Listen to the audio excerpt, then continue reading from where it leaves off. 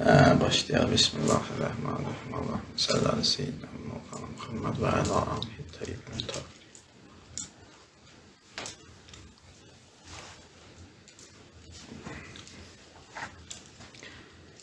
Şeir ərəb dilində şin, ayn və ra hərflərinin bir yerə gəlməyindən alınan bir sözdür. Yəni bu kökdən gələn sözlərdə bir incəlik var. Yəni türk qədər incəlik məfhumu var. Adətən deyirlər ki, şeir sözünün mənası türkdür, amma yəni mənim araşdırmalarım, şəxsən özüm araşdırmalarıma görə şeir sözü türk mənasını vermir. Şər sözü, bəli, onun bir mənası türkdür, bir mənası şeir söyləməkdir və s. Amma biz şeir ki deyirik, şiirun, əslində bir var şərun, bayaq mənasını izah elədim, bir də var şiirun. Bu bilgi, dərk etmək, fəhm etmək, varlıq olmaq mənasındadır. Və düzdür, yenə də deyirəm ki, o dərkin özündə də türk qədər incəlik var, bir şeyi anlamaq, yəni onun türk qədər o incə, dərin mətləblərinə vaqif olmaq, burada o məna var. Amma birbaşa deyəsən ki, şeir, yəni şiirun, biz bildiyimiz şeir bərabərdir türk, yəni belə bir şey yoxdur. Ustadın bir beyti var, orada da bu sözü gözəl işlədib, deyir ki, şeir ilə ərşidə şəraya necə tac qoydum, tükü tükdən bunu cəhd elə seçəndən xəbər al. Gözəl beytdir, yəni bu üç dediyim hərflə işlənən sözlərdə şin, ayn, ra, şeir sözü, ərş sözü, şəhərə ulduzdur, uzaqdan baxırsan, sanki o xırda tüklərə malik olan bir cisimdir. Ərş sözünün özündə də, yəni onların eyni köklü olmasa da, eyni hərflərdən düzəlib, aşağıda da yenə də tükü tükdən seçmə ifadəsi var, o həmin o kökdən olan sözlərə işarə edir. Şeir sözünün mənası, dediyim kimi, bilgi, fəhim, anlamaq, vaqif olmaq, dərk etmək, idrak ki, şuur da bu kökdəndir. Mən də bilirəm ki, bu Sovet dövründən qalma bir yanlışdır. Yəni, Sovet dövründə bəzi şeylər vardı ki, o insanlara qınamaq olmaz, Allah ruhlarını şad eləsin. Hələ öz imkanı qədər şeiriyyatın inkişafına xidmət eləyib. Məsələn, elə şeylər vardı ki, deyirdilər ki, şeirdə qafiyənin təkrarı olmaz. Ki, biz Sovetdən sonra əlimiz o bəlağə kitablarına çatandan sonra görürük ki, nəinki olmaz, hətta müəyyən şeir gözəllikləri sayılır, qafiyənin yerində dürüst, duzlu, belə deyək, təkrar olunması, daha qüvvətli təkrar olunması. Məsələn, rəddül qafiyə deyirdilər buna. Və yaxud hətta heç qafiyə yox, deyirdilər ki, bir şeirdə bir sözü bir dəfə işlətmək olar. Və yaxud Sovet dövründə belə düşünürdülər ki, cinas ancaq qafiyədə olur. Məsələn, qafiyədə gətirirsə, indi o meyxanaçıların adətən dediyi o cinası o cürlə məhdudlaşdırırdılar, amma elə deyil. Azadla azar sözü, qafiyə olmasa da cinasdır və cinasın sayısı hesabsız növləri var. Ümumiyyətlə də dediyim kimi, Sovet dövründə yanlış bilinən bilgilər var idi şeir barəsində. İndi internet dövrüdür, kitablara daha qədəm əsərlər əlimiz çatır, orada anlayırıq ki, o meyarlar dürüst deyildi.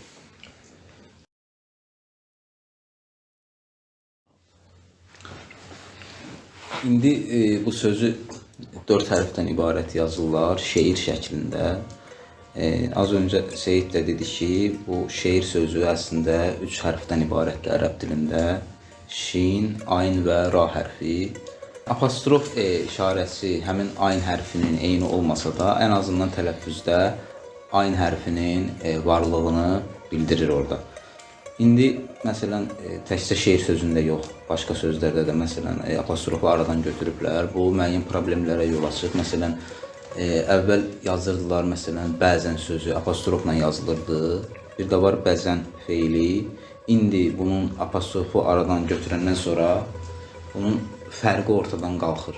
Bilmirsən ki, burada bəzən deyir, yoxsa bəzən deyir. Hətta son dövrdə yetişən o nəsil sözləri apostrofsuz gördüyünə görə, hətta görürsən ki, öz adlarında da, məsələn, indi röya adı var idi əvvəl, indi onu hətta tələffüzdə də röya şəklində tələffüzünə rast gəlmişəm. bu cür fəsadlar meydana gəlib. Cəfər adı əslində məsələn. Orada ayn hərfi var, apostrofla yazılırdı. Uzun tələffüz olmalıdır oradakı ə. Əslində tam uzun deyil, amma uzun tələffüz eləsək də ən azından heç olmamağından yaxşıdır. Onu cəfər şəklində deyirlər. Bu əslində uzun, qısa məsələ tək apostrofa aid deyil. Məsələn, indi əslində Qasım adı var, Qasim. Onu Qasım şəklində tələffüz eləmək düzgün deyil. Çünki oradakı birinci A saiti ki biz görürük, o əslində əlif hərfidir, ərəb dilinə məxsus və o Qasim şəklində tələffüz olunmalıdır. Ümumiyyətlə insanın müasir və qədim olmağı bu indi zahiri bir ölçü vahididir. Yəni insan elə həmin insandır. Dövrə görə müəyyən dediyim kimi dəyişikliklərə məruz qalsa da onun fitrətində müəyyən tələbatlar var ki, o ölməyib və heç vaxt o ölməyəcək. İnsanlar ilk dövrdə standartlaşmaya, məhdudlaşmağa yönəldilirlər. Bu da bizim o cövhərimizdə olan orijinallığı, özünə məxsusluğu, təbiətə öz qatqı bəxş etmək qabiliyyətimizi əlimizdən alır. Şeir də əslində başdan ayağa bədiyyatdır. Yəni orada elmdən də danışsan, bədii bir şəkildə danışsan. Yəni incəsənətin ən mənə görə kamil növüdür şeir, ən gözəl növüdür. Yəni bu gün məsələn müasir insandan danışırıq. O süni zəka ki var, o şeir yazır. Amma o yazdığı şeir elə robot şeiridir. O süni zəka, məsələn mənim kimi və ya digər şair qardaşlar kimi, dostlar kimi şeir yaza bilmər, uydura bilər. Vəznini düzəldər, sınıqsallar, qafiyələr gətirər, kimlərdənsə nəsə olur, məsələ yapa bilər. Amma şeir yazmaq o yapmaq deyil. Şeir yazmaq əslində qeybi bir rabitədir, ilhamdır, bəli. Yəni insanda ki təb var, təb nədir? Təbiət sözündəndir. O robotda yoxdur. Sən insanın təbiətini 100% o süni zəkayı köçürdə bilməsən, bu alınan iş deyil. Onu yalnız Allah eləyə bilərdi. O deyilib, yəni bizi yaratmağına. Ondan əlavə, məsələn, təhsil sistemimizdə geriləmə. Mən bunun əsas səbəblərindən biri şeir əzbərləməməkdə görürəm.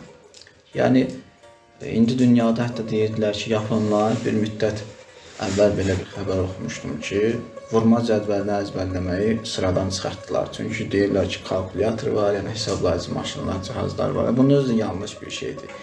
Yəni, insanın içində olmayan bilgi, ki o bilgini hər zaman işlətməkdə başqa bir özündən xarici qüvvəyə cihaz almaq, yəni özündən belə deyək də, qiymətcə aşağı bir nəsnəyə ehtiyaclı olur.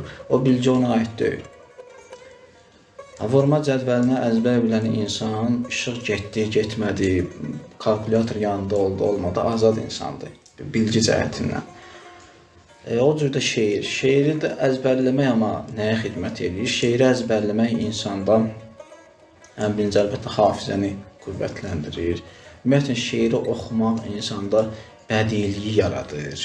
O bədilik onun cövhərində var, onu inkişaf elətdirir. Məsələn, qədim dövrdə hətta elmi əsərləri şeirlə yazırdılar. Niyə? Çünki nəsrlə oxuyan insan, nəsr özü dağınıqlıq demək, dağınıq bir şeydir nəsr. Onu qavramaqda özü biraz qəliz, çətin mətnlər olanda çətinlik çəkirdi.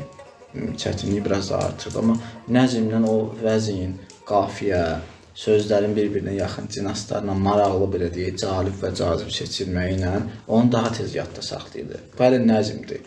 Sən ona üstəlik təkcə bir elmi məlumat ötürən əsər kimi yox. Ona bir can qatasan, yaşantıları qatasan, duyğuları qatasan, müşahidə elədiyin şeyləri qatasan, bilgi özündə olan bilgiləri qatasan və bədiliyi də yerində ola, o tamam başqa bir effekt verir insana. Yəni, qabaqçı dövrdə məsələn Füzulinin Leyli Məcnununu mədrəsələrdə oxuyan insanlarla indiki insanlar arasında yerlə göy qədər fərq var. Elə körpəliyindən söhbət edir, amma yəni o körpəliyində ola bilsin ki, həmin sözlərin mənalarını anlaya bilmir. Amma biz dediyim kimi hər şeyə elə zahiri elmi çərçivədə baxmırıq. Füzulinin nəfəsi var orada. O nəfəslə ona Azərbaycançılıq, insanpərvərlik, İslampərvərlik, mədəniyyətpərvərlik, ədəbiyyat, bədiyyat, elm, aşiqlik, məhəbbət, paklıq özü bilmədən üfürülürdü, ötürülürdü.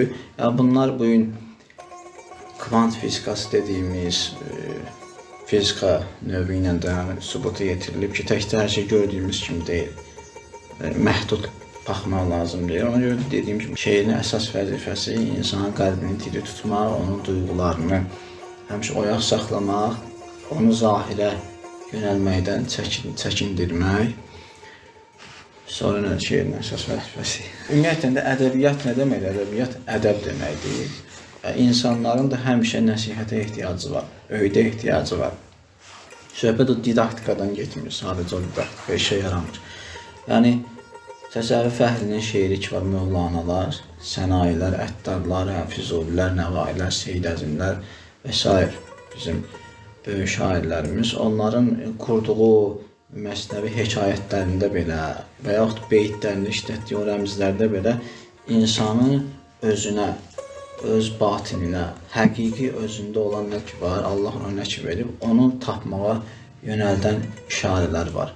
Şeir buna xidmət edir. Yəni, şeir, ədəbiyyat ümumiyyətlə insana ədəbə qaytarır. Əxlaqa, əxlaq o xuluqda insanın yaradılışında ona verilən nimətlərə, lütfə qaytarır ki, çox zahirə aldanma, ya özündən kənardakı şeylərə möhtac olma. Özündəkini tapandan sonra, bəli, özündən kənarda nə varsa, sənə xeyir və fayda verə bilərsən. Yəni, əlqələc müasir insanın zahirən hər şeyi var. Müasir insan da texniki bir varlıqdır. Acı həqiqətdə bu. Mən düşünürəm ki, şeir ilə məhz müasir insana lazımdır, vacibdir, zəruridir. Yəni, hər dövrdən çox elə bu dövrdə həqiqi şeir, müasir insanın dərdinin dəvasıdır. Seyid Əli, söhbətin bu yerində ki, şeirdən danışırsan, bizə bir şeir oxuyarsan, zəhmət olmasa izləyicilər də eşidərlər. Şeir oxuyaram da, birinci siz oxuyarsınız, sonra mən oxuyaram inşallah. İnşallah, onu da buyur, Mürəsən və Məhəmməd sən böyüksən başla.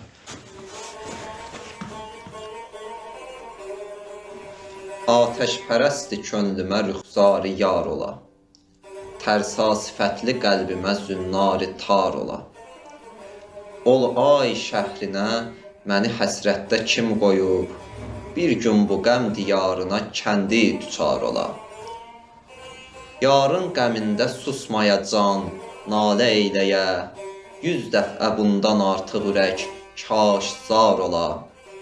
Pis olmasa bilinməyəcək yaxşı qiyməti, pis olmasa bilinməyəcək yaxşı qiyməti, hər gül yanında bağıda vacibdir xar ola. Ancaq nedim ki, xam könül daim istəyir, aləmdə nə rəqib ola, nə intizar ola. Qoy şeyxlər qərarını hey şuxilər ala, qoy şeyxlər qərarını hey şuxilər ala, eşq ilə huşiyarilər indi xumar ola. Hər vəqti zəhmidən gözəlim, rəhm yaxşıdır. Billah rəva deyil, sənə beyti kənar ola. Bu qədər.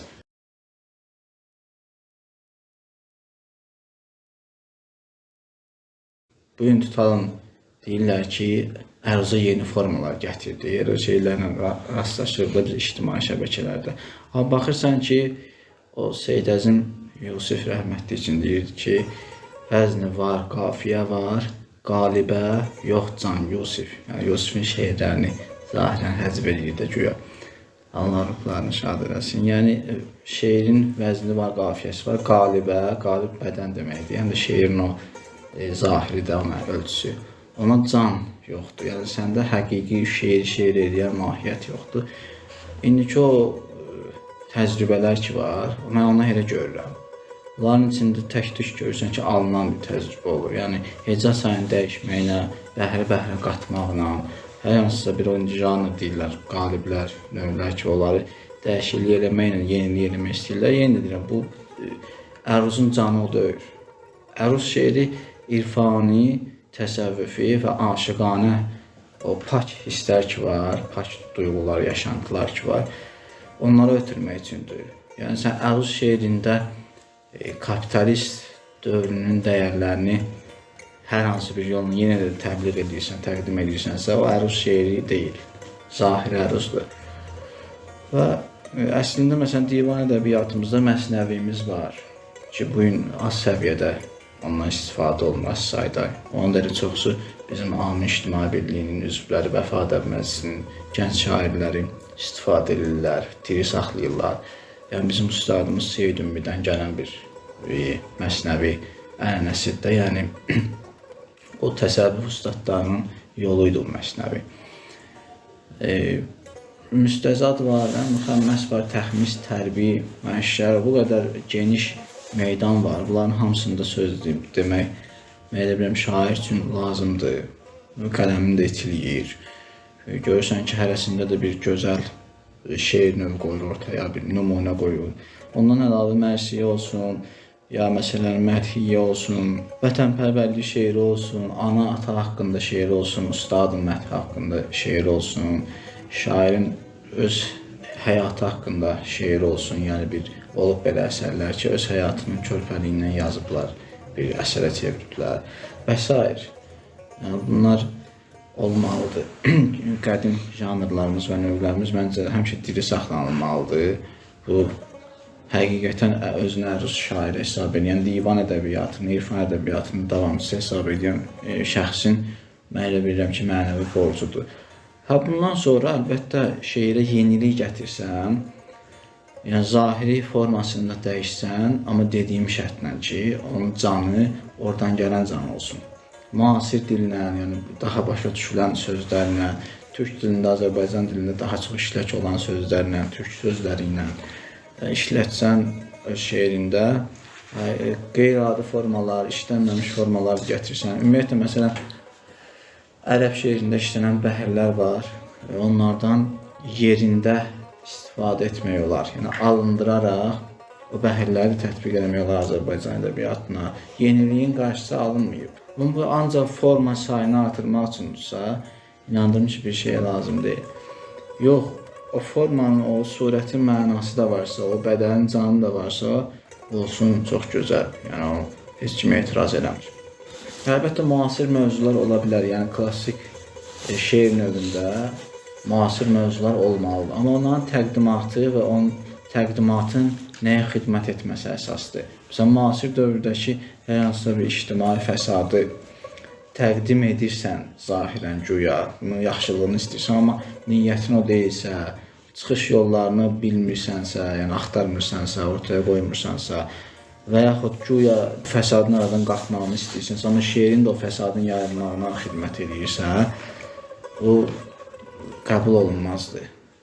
Müasir dövrdə bəli, müasir insanın müşküllərini, problemlərini ortaya qoymaq vacibdir, amma onlara bir həll axtarışı olmalı, içində o çırpıntı olmalıdır. O çırpıntı olmasa heç kimi aldada bilməzsən.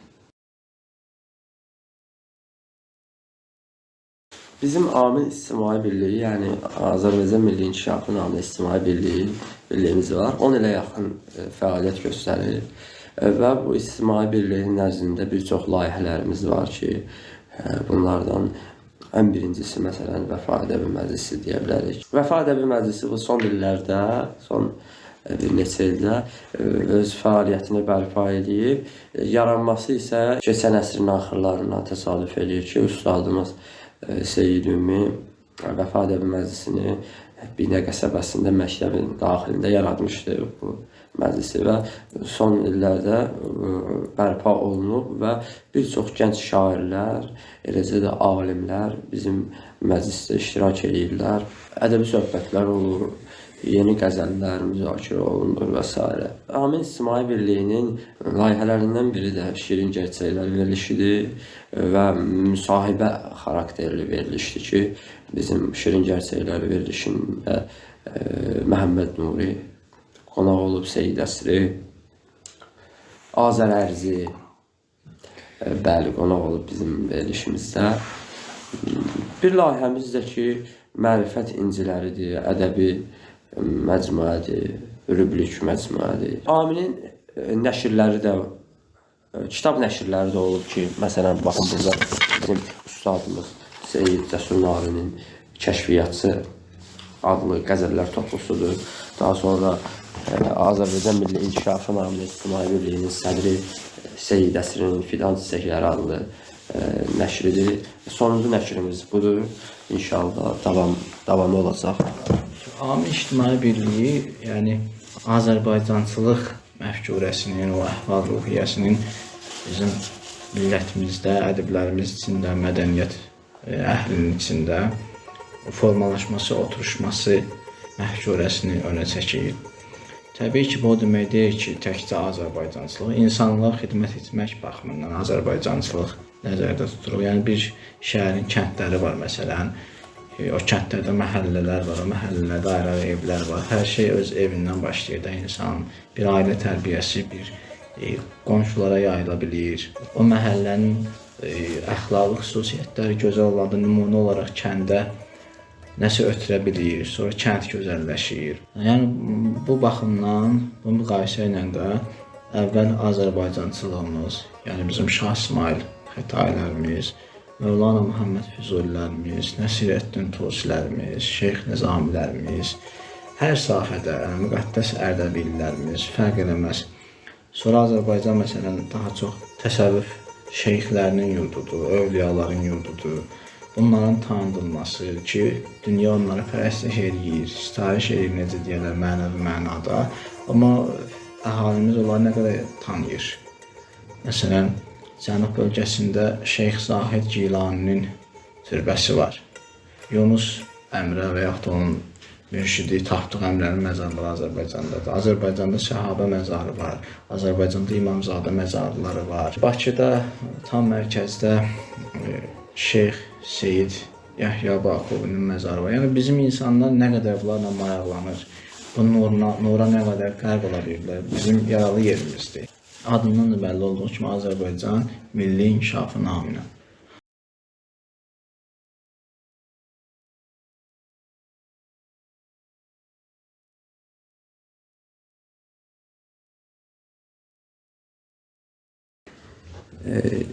Durğu işarələr klassik mətndə, xüsusən şeirdə istifadə olunmamalıdır. Nəyə görə? Çünki bizim klassiklərimiz durğu işarələrindən istifadə eləməyiblər. İstər qəzəl olsun, istər qəsidə olsun, istərsə də digər şeir şəkillərində. Məsələn, Füzuli yazanda, Nəsimi yazanda vergül nöqtə qoymayıb heç bir şeirində. Bu da nədən irəli gəlir? Çünki bir mətnin daxilində, şeir mətninin daxilində vergüldən istifadə eləyəndə onun anlaşılmağı müəyyən qədər məhdudlaşdırılır. Yəni, xüsusən biz xitab kimi işlənən bir sözü hər iki tərəfdən vergüllə ayırırıq. Amma ola bilər ki, hər hansı bir şair o sözü, tutaq ki, öz təxəllüsünü özünə müraciət edir, onu həm xitab kimi işlədir. Yəni, oxuyan onu həm xitab kimi başa düşə bilər, həm də adi bir söz kimi də başa düşə bilər ki, biz orada vergülü qoyanda artıq onu ancaq xitab məzmununa bir növ təhkim eləmiş oluruq. Bu da şeirin, ümumiyyətlə mətnin anlaşılmağını məhdudlaşdırır müəyyən qədər. Mən öz beytimdən nümunə deyə bilərəm. Məsələn, deyir ki, Peykanı mürşidi toxunan tək açıb gözün. Peykanı mürşidi, yəni yarım peykanı bir mürşiddir. Peykan oxuculuğuna deyirlər də, yəni klassik ədəbiyyatda bu rəmzlər var ki, yarın məsələn baxışı bir oxa bənzəyir, oxuculuğuna bənzəyir və aşiqin könlünə, vücuduna dəyir o oxlar atılır. Peykanı mürşidi toxunan tək açıb gözün. Yəni o bir mürşiddir, peykanı ki, toxunur həmin nöqtəyə aşiqdə. Onun üçün eşq yoluna irşad məqamı verir, belə deyək, açır yolunu, mürid də aşiq, məşuqa. Peykanı mürşidi toxunan tək açıb gözünün əsri, cəhana əhli nəzər tək baxar könül. İkinci misranı bir belə oxuya bilərəm. Ey əsri. Belə oxuyanda nə etməliyəm? Vergül qoymalıyım ki, indiki qayda qanundan ki, xitab olsun. Amma heç kim mənim şeirimi məhdudlaşdıra bilməz məna etibarilə. Çünki şeirin müəllifi mənəm. Mən istəsəm xitabı könülə çevirirəm. Əsri, cəhana əhli nəzər tək baxar könül. İndi nə etməliyəm? Könüldən əvvələ vergül qoymalıyam. İkisi də eyni anda mümkündür. mövcud qayda qanunlara görə mümkün deyil. Ona görə də mənim də misram, mən razı deyiləm ki, onun ki, 2 mənalı yazmışam, bir mənalı qəbul edilsin. İkisindən birinə vergül qoysam, məhdudlaşır. Yəni, ya əslini xitab eləməliyəm, ya könlünü xitab eləməliyəm. Fərq etmir. Yəni, mən ikisini də demişəm. Eyni anda ikisini də demişəm. Hə, ayrı-ayrı 1-2 deyəcək, o başqa məsələ. Yəni, birinci əsri xitabdır, tutalım, ikinci könüllü xitabdır, o öz yerində. Amma bunları durğu işarəsi ilə məhdudlaşdırmaq olmur. Ondan əlavə, məsəl üçün, böyük hərflə yazılmalar ki var, onu da tərəfdarı deyirəm. Bəzən şair, indi buna misal yadımıza düşsə deyə bilərik, bir xüsusi ismi, həm də ümumi isim kimi 2 mənalı işlədir. Vəcih Həsən Məsələn, hə. Və ya xəta sözü kimi bir mülk yeridir, bir yəni düzənlikdir, bir məntəqədir, həm də səhv mənasında. Elə yerdə işlədir ki, onu 2 mənanın ikisini də verir. Sən bunu əgər ümumi qəbul etsək ki, hamısı kiçik hərflə yazılsın, hansı ki, bu gün Türkiyə Cümhuriyyətində də bu əl yazmaların çevrilməsi məsələsində, yəni onlar ki, latına çevrilir, əski əlifbadan ərəb əlifbasından türkçə şeirləri, orada da bu ənənə var. Artıq neçə illərdir var ki, hər sətir kiçik hərflə yazılır, hər bir söz və durğu işarələrdən istifadə edilmir və üstəlik o ərəbcə əyn samitindən danışdıq, sad var, zad var, məsələn, ta var, ha var da, bunlar ki, türk dilinə tələffüz xas hərflər deyirlər. Onlara ayrıca o transliterasiya işarələri, yəni ayrı bir işarələr kimi onları təsdiqləyiblər. Onları bildirmək üçün, yəni adi zırdan bizim işlətdiyimiz o r-nın nöqtəlisindən belə deyə, r-nın nöqtəlisindən fərqləndirmək üçün onlara ayrı bir şəkil yazıblar. Bununla da razı deyilik. Yəni, bu niyə məhdudlaşdırmalıdır? Yəni, mümkündür ki, şair bunu 2 mənalı deyir və yaxud şair istəyəndə o fikrində olmayıb, amma 2 məna çıxartmaq mümkündür oradan. O qədər elə beytlər var ki, bunların hamısında durğu işarələri yolu kəsir, məna müxtəlifliyinin qarşısına alır. Əlbəttə, indi nəsrdə qəbul olunansa, yəni uzun bir əsərdə orada nöqtəyə ehtiyac var, yəni burada vəzn yox, bir şey yox ki, ayırt eləyəsən, bunda işimiz yoxdur. Yəni biz klassik şeirdən danışırıqsa, dediyim kimi, əl yazmalardakı üslub, ki, Füzulinin üslubu olub, Seyidin də, Nəsiminin də və başqa fars şeirində də belə olub, ərəb şeirində də belə olub, o qorunmalıdır.